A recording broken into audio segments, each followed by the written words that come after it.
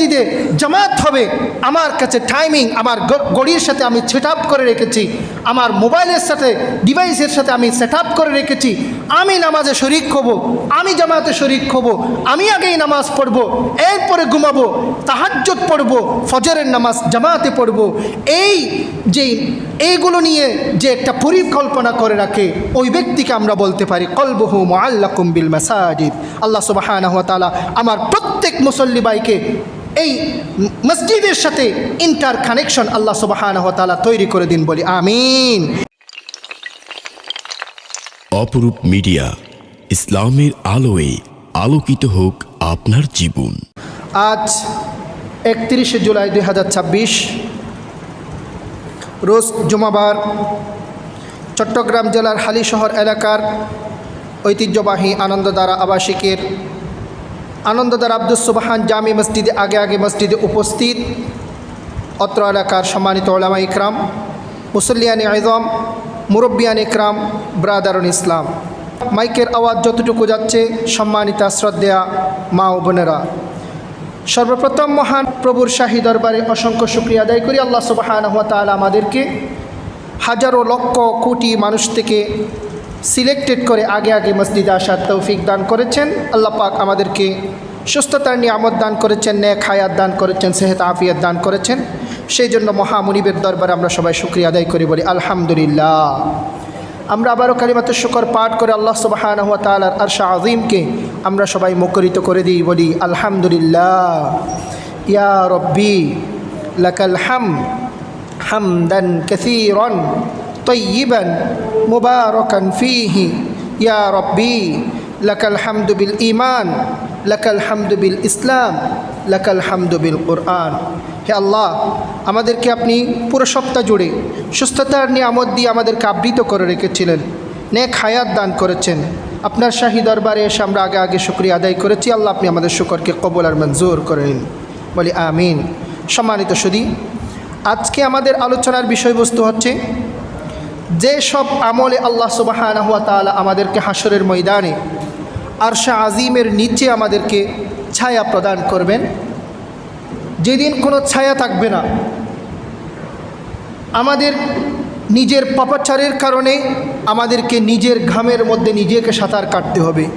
সেই মুহূর্তের মধ্যে আল্লাহ সুবহানাহু ওয়া তাআলা আমাদেরকে আরশ আজিমের নিচে যে আল্লাহর বান্দাদেরকে আল্লাহ পাক ছায়া দান করবেন, যে আমলগুলো করলে সেই বিষয়গুলো নিয়ে আমরা আলোচনা করব। এর প্রারম্ভে আলোচনার ধারাবাহিকতায় গত জুমায় আমাদের কিছু আলোচনা বাকি রয়ে গিয়েছিল। আমরা গত জুমার আলোচনার বিষয়বস্তু ছিল দান সাদকায় যে ফজিলত উপকার আমাদের জন্য ইহকাল এবং পরকালে রয়েছে। গত জুমায় আলোচনা করেছিলাম আমাদের দুনিয়ার যে ফজিলতগুলো রয়েছে সেগুলো নিয়ে।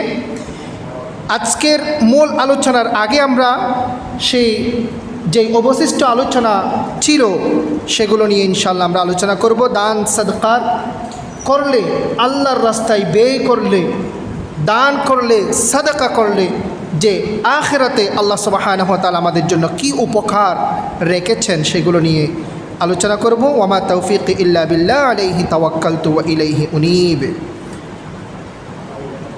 সম্মানিত মুসল্লিয়ান ইকরাম, আমরা যদি দানের হাতকে আমরা বাড়িয়ে দিই, আমরা যদি দান করি, মনকে বড় করে যদি আমরা আল্লাহর রাস্তায় ইসলামের জন্য আমাদের সম্পদকে দিয়ে যদি আমরা কোরবানি দিই, তাহলে আমাদের জন্য কি উপকার রয়েছে।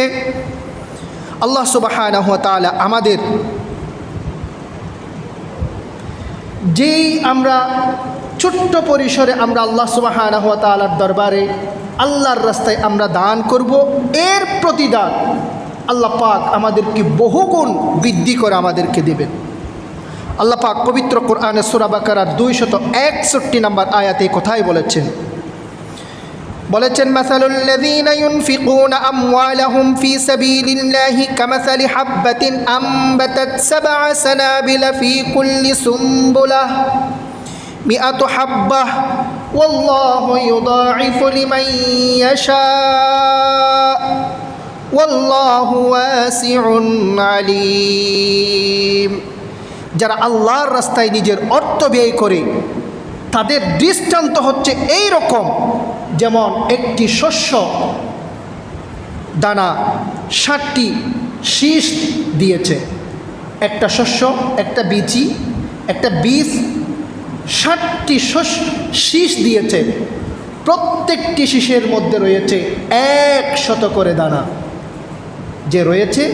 আল্লাহ সুবহানাহু ওয়া তাআলার দরবারে 1 টাকা যে বান্দা দান করবেন আল্লাহর রাস্তায়, ওই ব্যক্তিকে আল্লাহ সুবহানাহু ওয়া তাআলা 60টি শীষ দেবেন। 60টি শীষের মধ্যে প্রত্যেকটি শীষের মধ্যে রয়েছে 100 করে দানা থাকবেন।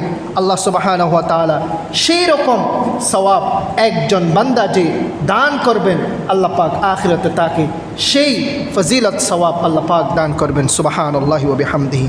তাহলে 1 টাকার বিনিময়ে 700 গুণ সওয়াব আল্লাহ সুবহানাহু ওয়া তাআলা আমাদেরকে দান করবেন। সুবহানাল্লাহি ওয়া বিহামদিহি। এরপর আল্লাহ সুবহানাহু ওয়া তাআলা সূরা বাকারার 245 নম্বর আয়াতে বলেছেন, মান যাল্লাযী ইউকরিদুল্লাহা কারদান হাসানা ফায়ুদাইফাহু লাহু আদআফান কাসীরা ওয়াল্লাহু ইয়াকবিদু ওয়া ইয়াবসুতু ওয়া ইলাইহি তুরজাউন। এমন কে আছে যে আল্লাহকে উত্তম পন্থায় ঋণ প্রদান করবে? মান যাল্লাযী ইউকরিদুল্লাহা কারদান হাসানা। ঋণ, আমরা যে ঋণ দিয়ে থাকি একজন আরেকজনকে, এক মুমিন ভাই যখন কোনো একটা বিপদে পড়ে আরেক ভাইয়ের কাছে যখন ধার চাইতে যায়, তাহলে আমরা যেই ধার দিয়ে থাকি এটাকে আরবি ভাষায় ফিকহের পরিভাষায় বলা হয় কারদুন হাসানা, কারদে হাসানা বলা হয়। মান যাল্লাযী ইউকরিদুল্লাহা কারদান হাসানা। হে মুমিন, তোমাদের মধ্যে কোন ব্যক্তি আছে যে আল্লাহকে কর্জে হাসানা দেবে? আল্লাহ সুবহানাহু ওয়া তাআলার অভাব, আল্লাহ সুবহানাহু ওয়া তাআলাকে কর্জে হাসানা দিতে হবে, ঋণ দিতে হবে। আল্লাহ পাক চাচ্ছে যেই রব আমার আপনার পকেটের মধ্যে লক্ষ লক্ষ টাকা দিতে পারে, বিলিয়ন মিলিয়ন আমাদেরকে ডলার দিতে পারে, যেই রব এতগুলো অর্থ সম্পদ আমাদেরকে দিয়েছে, পকেটে নিতে পারবো না, রাখতে হবে ব্যাংকে, রাখতে হবে লকারে। শুধু বাংলাদেশের ব্যাংকে নয়, আমাদেরকে রাখতে হবে ওয়ার্ল্ড ব্যাংকে, চয়েস ব্যাংকে রেখে আসতে হয়। যে সম্পদ আল্লাহ পাক দিয়েছেন, সেই রব আমাদেরকে ডাক দিয়ে বলছেন সূরা বাকারার 245 নম্বর আয়াতে বলছেন, মান যাল্লাযী ইউকরিদুল্লাহা কারদান হাসানা। তোমাদের মধ্যে কোন ব্যক্তি আছে যে ব্যক্তি আমি আল্লাহ সুবহানাহু ওয়া তাআলাকে ধার দেবে, ঋণ দেবে? সুবহানাল্লাহি ওয়া বিহামদিহি। এর প্রতিদানে কি করবে? ফায়ুদাইফাহু লাহু আদআফান কাসীরা। আমি আল্লাহ সুবহানাহু ওয়া তাআলা এর প্রতিদান এমন বাড়িয়ে দেব, এর প্রতিদান এমন বাড়িয়ে দেব, কাল হাসরের ময়দানে তোমরা চিন্তাও করতে পারবে না, তোমরা কল্পনাও করতে পারবে না। এতগুলো তোমাদেরকে সে প্রতিদান আমি আল্লাহ সুবহানাহু ওয়া তাআলা হাসরের ময়দানে দান করব। সুবহানাল্লাহি ওয়া বিহামদিহি। সম্মানিত ভাইয়েরা, আমরা যে আল্লাহর রাস্তায় 1 টাকা খরচ করব, মসজিদে, মাদ্রাসায়, আল্লাহর ঘরে, মানুষের জনকল্যাণের জন্য আমরা খরচ করব, সবগুলো আল্লাহ সুবহানাহু ওয়া তাআলা বলছেন, মান যাল্লাযী ইউকরিদুল্লাহা কারদান হাসানা। আমি আল্লাহ সুবহানাহু ওয়া তাআলাকে তোমরা ঋণ দিচ্ছ। নিজেরা দান করব, সওয়াব দেবেন, প্রতিদান দেবেন আল্লাহকে।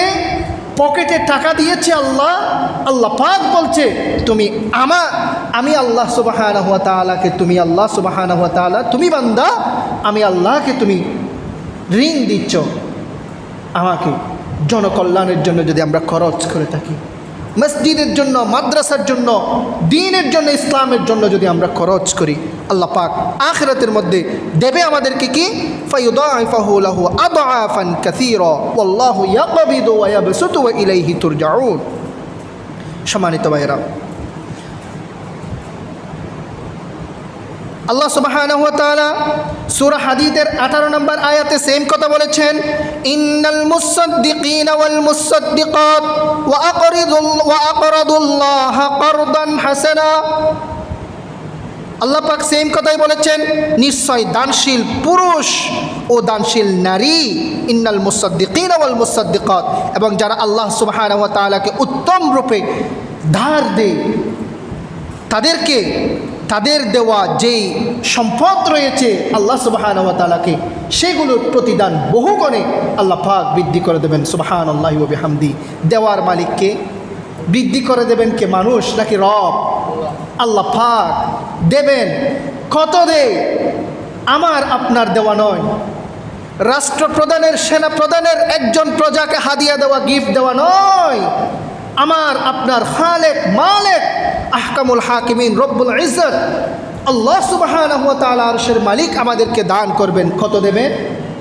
একেবারে থার্ড ক্লাসের, নিম্ন শ্রেণীর যেই বান্দা জান্নাতে প্রবেশ করবে, আল্লাহ সুবহানাহু ওয়া তাআলা তাকে জান্নাত দান করবেন এই দুনিয়া পরিমাণ, 10 দুনিয়ার সমপরিমাণ সেই বান্দাকে আল্লাহ সুবহানাহু ওয়া তাআলা জান্নাত গিফট করবেন। সুবহানাল্লাহি ওয়া বিহামদি। সম্মানিত ভাইয়েরা, সেখানে আল্লাহ সুবহানাহু ওয়া তাআলা যেখানে দান করবেন, ওয়া আকরিদুল্লাহ কারদান হাসানা ফায়ুদাইফাহু লাহু আদআফান কাসীরা, যেখানে আল্লাহ সুবহানাহু ওয়া তাআলা বলছেন আমি আল্লাহ বৃদ্ধি করে দেব, আদআফান কাসীরা, বহু গুণে বৃদ্ধি করে দেব। তাহলে কতটুকু হতে পারে আল্লাহ সুবহানাহু ওয়া তাআলা ছাড়া কেউ জানে না। সম্মানিত ভাইয়েরা, এটাই হচ্ছে আল্লাহ সুবহানাহু ওয়া তাআলা আমাদেরকে দান করবেন। এবং যেই ব্যক্তি আল্লাহ সুবহানাহু ওয়া তাআলার রাস্তায় দান করবে, আল্লাহ সুবহানাহু ওয়া তাআলা কাল হাশরের ময়দানে তাদেরকে আরশে আজিমের নিচে তাদেরকে আল্লাহ সুবহানাহু ওয়া তাআলা ছায়া দান করবেন। বিস্তারিত আসছে, বলবো।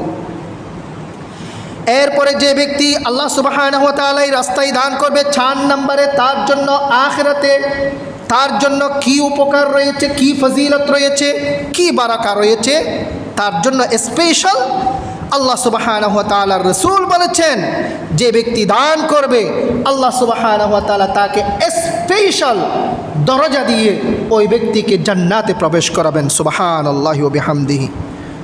সহিহ বুখারী শরীফের 1897 নম্বর হাদিসে এসেছেন, মান কানা মিন আহলি সাদাকা দুইয়া মিন বাবিস সাদাকা, যে ব্যক্তি দুনিয়াতে সাদাকা করবে। এর আগে বলেছিলাম সাদাকার কয়টা প্রকার রয়েছে। ওয়াজিব সাদাকা, জাকাত আদায় করা, নফল সাদাকা, সাদাকা জারিয়া। এই সাদাকার আমল যে ব্যক্তি করবে সেই ব্যক্তিকে আল্লাহ সুবহানাহু ওয়া তাআলা তাকে সাদাকার বিশেষ দরজা ডাক দেবে, আহ্বান করবে, আহলান সাহলান উরহিবু বিকুম তারহিবান হারান মিন সামিমি ফুআদি ওয়া কারি কলবি। জান্নাতের মধ্যে একটা দরজা থাকবে, স্পেশাল একটা দরজা থাকবে, দরজার নাম হবে বাবু সাদাকা। আরেকটা দরজা থাকবে বাবু রায়্যান।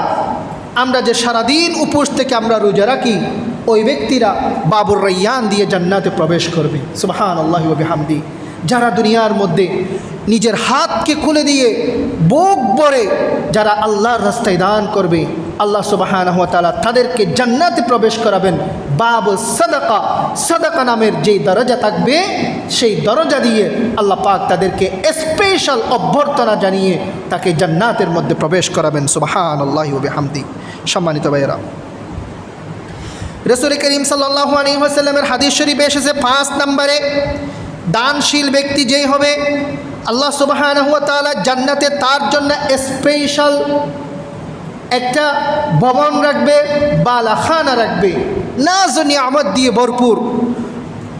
যত ধরনের নিয়ামত আপনি প্রত্যাশা করবেন তার চেয়ে আরও বেশি, আপনি প্রত্যাশার কল্পনার বাইরে যেগুলো থাকবে সেগুলো দিয়ে সজ্জিত একটি বালাখানা, যেটাকে বলা হয় স্পেশাল অ্যাপার্টমেন্ট, আমার আপনার জন্য সংরক্ষণ করে রেখেছেন কে? আমাদের আল্লাহ সুবহানাহু ওয়া তাআলা জান্নাতে। সময়ে স্বল্পতার দরুন সেদিকে যাচ্ছি না। সম্মানিত ভাইয়েরা, তাহলে এগুলো হচ্ছে আল্লাহ সুবহানাহু ওয়া তাআলা আমাদের জন্য জান্নাতে একজন দানশীল দানবীর যারা হবে তাদের জন্য আল্লাহ সুবহানাহু ওয়া তাআলা রেখেছেন। দুনিয়ার মধ্যে যদি কোনো একজন ব্যক্তি যদি মরেও অমর থাকতে চায়, তাহলে যে ব্যক্তি মসজিদ, মাদ্রাসা, আল্লাহ এবং আল্লাহ রসুলের গড়ে অবদান রাখবে, আল্লাহ সুবহানাহু ওয়া তাআলা কিয়ামত পর্যন্ত ওই ব্যক্তির নাম লেনেওয়ালা সদকায়ে জারিয়া হিসেবে সওয়াবও যাবে এবং দুনিয়ার মধ্যেও সেই ব্যক্তি অমর হয়ে থাকবে। এটা আমাদের কাছে দিবালোকের নিয়ে স্পষ্ট। আল্লাহ পাক সে কথাই কোরআন হাদিস দ্বারাই প্রমাণিত আমাদের কাছে রয়েছে। আমরা জানি হযরত আবু বকর সিদ্দিক রাদিয়াল্লাহু তাআলা আনহুকে আমরা সবাই চিনি। আবু বকর সিদ্দিক রাদিয়াল্লাহু তাআলা আনহু কত বড় উদার, দানশীল, দানবীর একজন খলিফাতুল মুসলিমিন, প্রথম খলিফাতুল মুসলিমিন হযরত আবু বকর সিদ্দিক রাদিয়াল্লাহু তাআলা আনহুর সে কথা আমরা সবাই জানি। হযরত ওমর রাদিয়াল্লাহু তাআলা আনহু একদিন কম্পিটিশন করছে, কোনো আমলের মধ্যে, কোনো সওয়াবের মধ্যে হযরত আবু বকর সিদ্দিক রাদিয়াল্লাহু তাআলা আনহুর আগে যেতে পারে না। কে? হযরত ওমর ইবনে খাত্তাব রাদিয়াল্লাহু তাআলা আনহু। আজকে সুযোগ এসেছে, আজকে হযরত আবু বকর সিদ্দিক রাদিয়াল্লাহু তাআলা আনহুকে ওভারটেক করে উমর ইবনে খাত্তাব রাদিয়াল্লাহু তাআলা আনহু, ওসমান ইবনে আফফান রাদিয়াল্লাহু তাআলা আনহুকে ফজিলতের মধ্যে হযরত আবু বকর সিদ্দিক রাদিয়াল্লাহু তাআলা আনহুর আগে যাওয়ার আজকে আমাদের সুযোগ এসেছে। আল্লাহ রাসূল সাল্লাল্লাহু আলাইহি ওয়াসাল্লাম এক যুদ্ধের মধ্যে, আল্লাহ রাসূল সাল্লাল্লাহু আলাইহি ওয়াসাল্লাম ডাক দিয়েছেন তাবুক যুদ্ধ। যুদ্ধটা হচ্ছে তাবুক যুদ্ধে। আমাদের এই যে 12 মাসের 1 বছরের মধ্যে কিছু সময় যায়, সব সময় যে আমাদের সব সময় ভালো যায় এরকম না। কিছু মৌসুম আছে একটু টাকা পয়সার অভাব, টান অভাব, এরকম একটা সময় যায়। বিশেষ করে গ্রামে গঞ্জে যারা আছে তাদের এরকম একটা সময় যায়। এই মুহূর্তের মধ্যেই তাবুক যুদ্ধটা এসেছে মদিনার মধ্যে। আল্লাহ রাসূল সাল্লাল্লাহু আলাইহি ওয়াসাল্লাম সাহাবা ইকরামকে সবাইকে ডাকলেন, আমাদেরকে এই তাবুক যুদ্ধে অংশগ্রহণ করতে হবে। এখনো ফসল উঠে এসে আমাদের খাদ্য, আসবাবপত্র, সম্পদের মধ্যে যে ভরপুর একটা যে ভালো একটা সময় যাবে, এরকম সময় যাচ্ছে না, একেবারে যে অভাব যাচ্ছে এরকম একটা সময়ে। তারপরেও শত্রুদের মোকাবেলায় আমাদেরকে যুদ্ধে জিহাদে অংশগ্রহণ করতে হবে। আমরা যে যতটুকু পারি আমরা আজকে অংশগ্রহণ করব। আমাদের এই যে ইসলামের জন্য, দ্বীনের জন্য আল্লাহর রাস্তায় কন্ট্রিবিউট করার, অবদান রাখার সম্পদ দিয়ে, অর্থ দিয়ে আমরা আজকে সহযোগিতা করব। এই বলার সাথে সাথে হযরত ওমর ইবনে খাত্তাব রাদিয়াল্লাহু তাআলা আনহু, দানবীর, সম্পদশালী, ইসলামের দ্বিতীয় খলিফা চলে এসেছে। বলছে, আমি ওমর ইবনে খাত্তাব রাদিয়াল্লাহু তাআলা আনহু আমার জীবনের অর্জিত যত সম্পদ আছে, সব সম্পদের অর্ধেক সম্পদ আমি ইসলামের জন্য, তাবুক যুদ্ধের জন্য ইয়া রাসূলুল্লাহ আপনার সামনে নিয়ে আসলাম, আমি দান করে দিলাম। সুবহানাল্লাহি ওয়া বিহামদিহি। হযরত ওমর ইবনে খাত্তাব রাদিয়াল্লাহু তাআলা আনহু কত বড় দানবীর। আমরা যে বাইতুল্লাহ সাঈ বাইনা সাফা ওয়াল মারওয়া করি, আমরা যে হাজর আসওয়াদ, যে হাজর আসওয়াদ, এখন যে মক্কার হেরামের যে জায়গাগুলো আছে, এখানে হযরত ওমর ইবনে খাত্তাব রাদিয়াল্লাহু তাআলা আনহুর নিজস্ব জায়গা আছে। ইসলামের জন্য উৎসর্গ করে দিয়েছেন সাদকায়ে জারিয়া হিসেবে আল্লাহর রাস্তায়, আল্লাহর ঘরের জন্য। এই যে আরকানে হজ যেখানে পালন করি, সেখানে হযরত ওমর ইবনে খাত্তাব রাদিয়াল্লাহু তাআলা আনহুর জায়গা রয়েছে। এবং মক্কার মধ্যে এখনও আপনারা রাস্তার রোডের নাম পাবেন শারে ওমর ইবনে খাত্তাব রাদিয়াল্লাহু তাআলা আনহু। হযরত ওমর ইবনে খাত্তাব রাদিয়াল্লাহু তাআলা আনহু সড়ক রয়েছে। হযরত ওমর ইবনে খাত্তাব রাদিয়াল্লাহু তাআলা আনহু তাবুক যুদ্ধে নিজের সম্পদের পুরো অর্ধেক সম্পদ আল্লাহর রাস্তায় দান করে দিয়েছেন। ফকির হয়ে গেছেন, মিসকিন হয়ে গেছেন, দরিদ্র হয়ে গেছে, খাবারের জন্য খাবার নাই, ঘরে কোনো খাবার ছিল না। এরপর থেকে দুনিয়াতে যতদিন ছিল ততদিন পর্যন্ত ওমর ইবনে খাত্তাব রাদিয়াল্লাহু তাআলা আনহু উপোস থেকেছে না। ইসলামের জন্য যে ত্যাগ দেবে, যে যতটুকু ত্যাগ দিতে পারবে, আল্লাহ সুবহানাহু ওয়া তাআলা তার মর্যাদা আরশে আজিমে ততটুকু উন্নীত করে দেবেন কে? আল্লাহ সুবহানাহু ওয়া তাআলা। এবং আজীবন আমাদের আপনার এই দুনিয়ার মধ্যে আল্লাহ পাক নাম রাখবেন, জারি রাখবেন। এই হযরত আবু বকর সিদ্দিক রাদিয়াল্লাহু তাআলা আনহু, ওমর ইবনে খাত্তাব রাদিয়াল্লাহু তাআলা আনহু, আলী বিন আবি তালিব রাদিয়াল্লাহু তাআলা আনহু হচ্ছে এর প্রমাণ আমাদের কাছে। ওমর ইবনে খাত্তাব রাদিয়াল্লাহু তাআলা আনহু বলছেন, ইয়া রাসূলুল্লাহ, আমার সম্পদের পুরো অর্ধেক সম্পদ আমি ইসলামের জন্য আল্লাহর রাস্তায় দান করে দিলাম। হযরত আবু বকর সিদ্দিক রাদিয়াল্লাহু তাআলা আনহু আসছে। হযরত আবু বকর সিদ্দিক রাদিয়াল্লাহু তাআলা আনহু এসে রাসূল আকরাম সাল্লাল্লাহু আলাইহি ওয়াসাল্লামের কাছে এসে বললেন, ইয়া রাসূলুল্লাহ, আমার কোনো সম্পদ নাই, যা আছে তা আগে দিয়ে দিয়েছি ইসলামের জন্য। এখন তাবুক যুদ্ধ, আমাদের সবার অভাব চলছে, এই মুহূর্তের মধ্যে আমার দেওয়ার কোনো সম্পদ নাই, আমি কি দেব?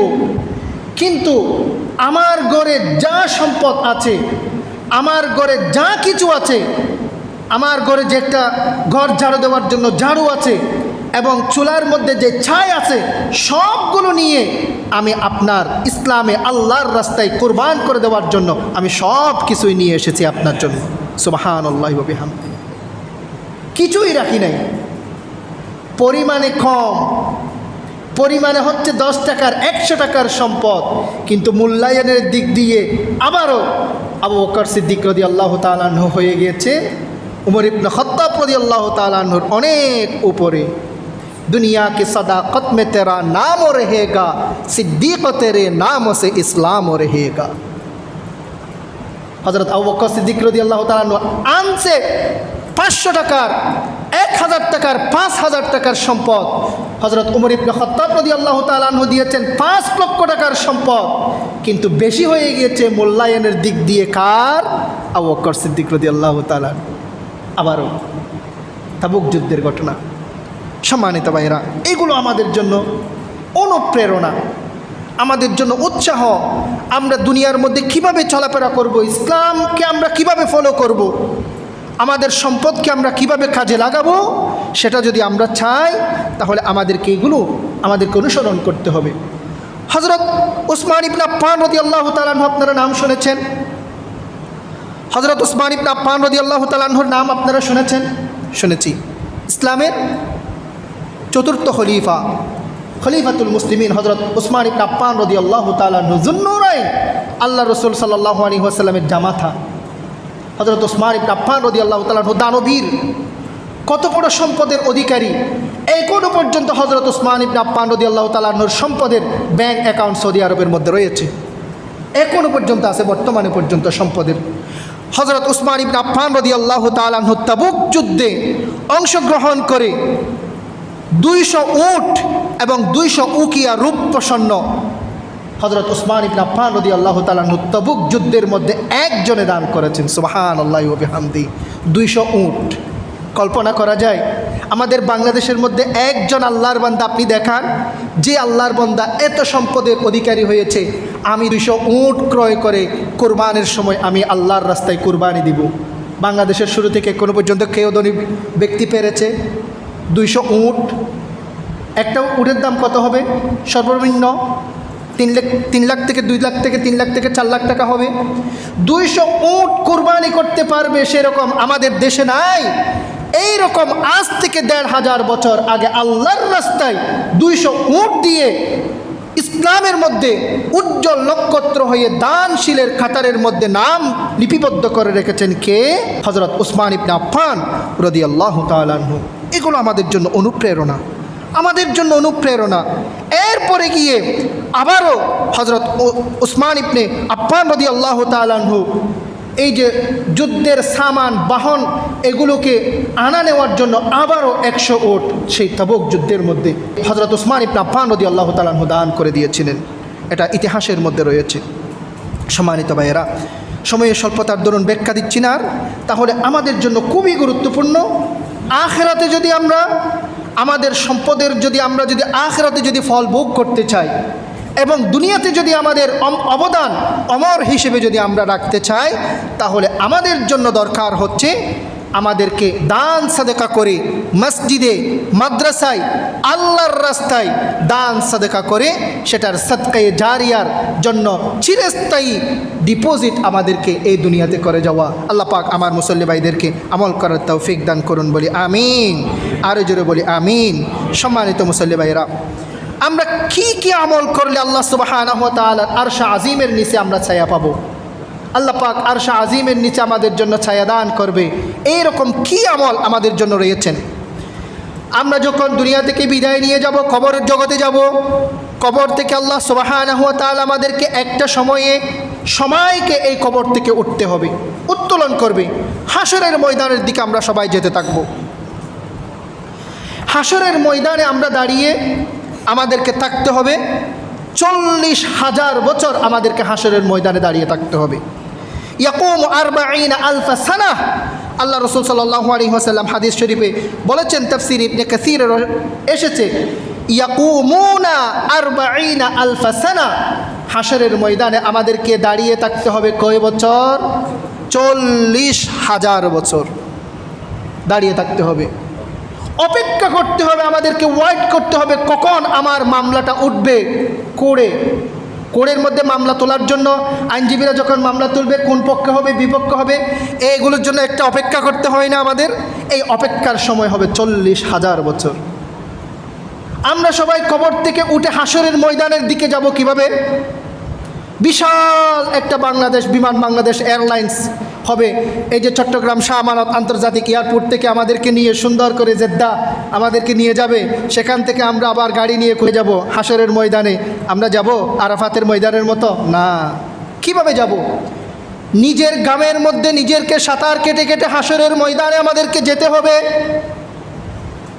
আল্লাহ রসুল সাল্লাল্লাহু আলাইহি ওয়াসাল্লাম হাদিস শরীফে বলেছেন, এই যে আজকে লক্ষ কোটি মাইল দূরত্বে আমাদের যে সূর্য রয়েছে, সেই সূর্য আমাদের চলে আসবে 12 হাত নিচে, 12 হাত পাদের এবং সূর্যের মধ্যে তফাৎ থাকবে, এতটুকুতে আমাদের সূর্য চলে আসবে। রসুল করিম সাল্লাল্লাহু আলাইহি ওয়াসাল্লাম হাদিস শরীফে বলেছেন, সহিহ মুসলিম শরীফের 2864 নম্বর হাদিসে এসেছে, 12 হাত নিচে চলে আসবে। আমরা আমাদের এই যে আজকে মাথায় যে আমাদের ব্রেন রয়েছে, মগজ রয়েছে, এগুলো সূর্যের কিরণে টকবক করে এগুলো সিদ্ধ হতে থাকবে, সিদ্ধ পানির মতো গট গট করে সিদ্ধ হতে থাকবে।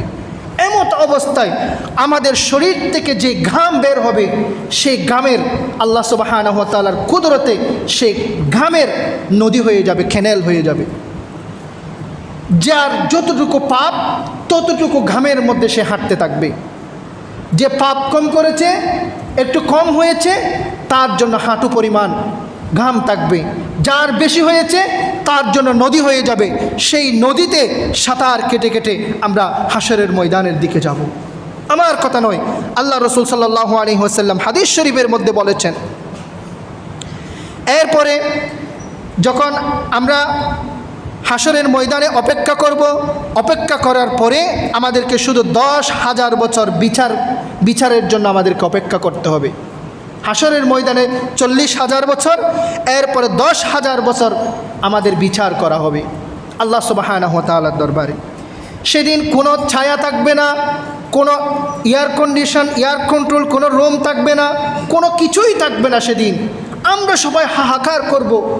এমনকি হাদিস শরীফের মধ্যে সেই বিভীষিকাময় মুহূর্তের উদাহরণ দিতে গিয়ে আল্লাহ রসুল সাল্লাল্লাহু আলাইহি ওয়াসাল্লাম বলেছেন, এই যে গর্ভবতী মায়ের 9 মাস গর্ভে ধারণ করা মায়ের যে সন্তান প্রসব হয়ে গিয়েছে, সেই ঘটনা, সেই খবর একজন গর্ভবতী মায়ের থাকবে না। হাশরের ময়দানে এরকম একটা বিভীষিকাময় মুহূর্ত থাকবে। মা আয়েশা সিদ্দিকা রাদিয়াল্লাহু তাআলা আনহা রাসূলুল্লাহ সাল্লাল্লাহু আলাইহি ওয়াসাল্লামকে জিজ্ঞেস করেছেন, এবং আল্লাহ রসুল সাল্লাল্লাহু আলাইহি ওয়াসাল্লাম বলছেন, হে উম্মতেরা, হে আমার উম্মতেরা, আপনারা শুনে রাখেন, তোমরা শুনে রাখো, সেদিন কারো গায়ে বিন্দু পরিমাণ কাপড় থাকবে না। সেদিন আমাদের গায়ে 3.5 হাত বডিতে কোনো কাপড় থাকবে না। সবাই কাপড়বিহীন আমরা নিজের গ্রামের মধ্যে সাঁতার কেটে কেটে আমরা এই হাশরের ময়দানে আমরা বিচারের অপেক্ষার জন্য আল্লাহ সুবহানাহু ওয়া তাআলার আদালতের কাঠগড়ার দিকে আমরা যেতে থাকব, আদালতের দিকে আমরা যেতে থাকব। এই কথা যখন বলছে, মা আয়েশা সিদ্দিকা রাদিয়াল্লাহু তাআলা আনহা কিং কর্তব্য বিমূঢ় হয়ে, আশ্চর্য হয়ে রাসূলুল্লাহ সাল্লাল্লাহু আলাইহি ওয়াসাল্লামকে জিজ্ঞেস করছেন, ইয়া রাসূলুল্লাহ, আপনি বলেছেন আপনার উম্মতের কারো গায়ে বিন্দু পরিমাণ কাপড় থাকবে না, আমি আয়েশার গায়েও কি কাপড় থাকবে না সেদিন? কে বলছে? মা আয়েশা সিদ্দিকা রাদিয়াল্লাহু তাআলা আনহা। কত লজ্জাবতী, পর্দাসীন, পৃথিবীর বুকে কোন অপর পুরুষ মা আয়েশা সিদ্দিকা রাদিয়াল্লাহু তাআলা আনহাকে দেখে নাই। রাসূলকে জিজ্ঞেস করলেন, ইয়া রাসূলুল্লাহ, আমার গায়েও কি সেদিন কাপড় থাকবে না? তখন রাসূল আকরাম সাল্লাল্লাহু আলাইহি ওয়াসাল্লাম বলেছেন, ও আয়েশা, শুধু তোমার গায়ে কাপড় থাকবে না নয়, একজন আরেকজনের দিকে তাকা তো দূরের কথা, এক ছেলে মেয়ের কারো গায়ে তো কাপড় থাকবে না, সবাই কাপড়বিহীন দৌড়াতে থাকবে, ঘামের মধ্যে সাঁতার কাটতে থাকবে। কাপড় একজন আরেকজনের দিকে তাকা তো দূরের কথা, যে 9 মাস বয়সের সন্তান ধারণকারী একজন মা থেকে সন্তান প্রসব হয়ে যাবে, সেই খবর একজন মায়ের থাকবে না। সুবহানাল্লাহ ওয়া বিহামদি। এমন একটা ক্রিটিক্যাল মুহূর্ত, বিভীষিকাময় মুহূর্ত আমাদের হাসরের ময়দানে আমাদেরকে যাবে। কোনো ব্যক্তির জন্য কোনো ধরনের ছায়ার ব্যবস্থা থাকবে না, কোনো ধরনের এয়ার কন্ডিশনের রুমের ব্যবস্থা থাকবে না। সেদিন আল্লাহ সুবহানাহু ওয়া তাআলা 7 প্রকারের ব্যক্তির জন্য স্পেশাল আল্লাহ সুবহানাহু ওয়া তাআলা ছায়ার ব্যবস্থা করে রাখবেন। সুবহানাল্লাহি ওয়া বিহামদিহি। কোথায়? আল্লাহ সুবহানাহু ওয়া তাআলা রাসূল বলেছেন, সাবাতুন ইউযিল্লুহুমুল্লাহু ইয়াওমাল কিয়ামাতি ইয়াওমা লা যিল্লা ইল্লা যিল্লা আরশি। 7 প্রকারের ব্যক্তির জন্য আল্লাহ সুবহানাহু ওয়া তাআলা স্পেশাল ছায়ার ব্যবস্থা করবেন। কোথায়? আল্লাহ সুবহানাহু ওয়া তাআলা যেই কুদরতের চেয়ারে বসে আল্লাহ সুবহানাহু ওয়া তাআলা পৃথিবীর সমস্ত মানুষের, পৃথিবীর শুরু থেকে হাসরের কিয়ামত পর্যন্ত যত মানুষ এসেছে সবার বিচার করবে, সেই যেই চেয়ারে বসে, কুদরতের চেয়ারে বসে, আরশে বসে, সেই আরশের নিচে একটা ছায়া থাকবে। Special air condition 5 star 7 star দিয়ে সেটাকে মূল্যায়ন করা যাবে না, সেরকম একটা ছায়া থাকবে। সেই ছায়ার নিচে আল্লাহ সুবহানাহু ওয়া তাআলা কয় প্রকারের ব্যক্তির জন্য আল্লাহ পাক সেই ছায়ার ব্যবস্থা রেখেছেন? 7 প্রকারের। আরো জোরে বলেন, কয় প্রকারের? কয় প্রকারের? 7 প্রকারের। 1 নাম্বার কার জন্য আল্লাহ সুবহানাহু ওয়া তাআলা রেখেছেন? ওয়াশাবুন, 1 নাম্বার, সাবাতুন ইউযিল্লুহুমুল্লাহু ইয়াওমা লা যিল্লা ইল্লা যিল্লা আরশি। 1 নাম্বার ইমামুন, আল ইমামু আল আদিলু। 1 নাম্বার হচ্ছে ন্যায় পরায়ণ যদি শাসক হয়, শাসক যদি ন্যায় পরায়ণ হয়, আল ইমামুল আদিল, আল্লাহ পাক ওই ব্যক্তিকে শাসন ক্ষমতায় বসিয়েছে, সে ন্যায় অন্যায় না করে, জুলুম নির্যাতন অত্যাচার পাপাচার না করে, যদি ন্যায় পরায়ণ যদি ওই শাসক যদি হয়ে থাকে, আল্লাহ সুবহানাহু ওয়া তাআলা তাকে সেদিন আরশে আজিমের নিচে আল্লাহ পাক ছায়া দান করবেন। জোরে বলেন সুবহানাল্লাহ। আল্লাহ পাক আমাদের শাসকদেরকে সে আমল করার তৌফিক দান করুন, আমিন। 2 নম্বরের সময় খুবই সংক্ষেপ। 2 নম্বরে আল্লাহর রাসূল সাল্লাল্লাহু আলাইহি ওয়াসাল্লাম বলেছেন, ওয়াশাবুন নাশাআ ফি ইবাদাতিল্লাহ। ওই ব্যক্তি, যেই ব্যক্তির যৌবনকাল অতিবাহিত হয়েছে আল্লাহর ইবাদতে, যেই ব্যক্তি, প্রত্যেক ব্যক্তিকে আল্লাহ সুবহানাহু ওয়া তাআলা যৌবনকাল দিয়েছেন, যৌবনকাল দিয়েছেন।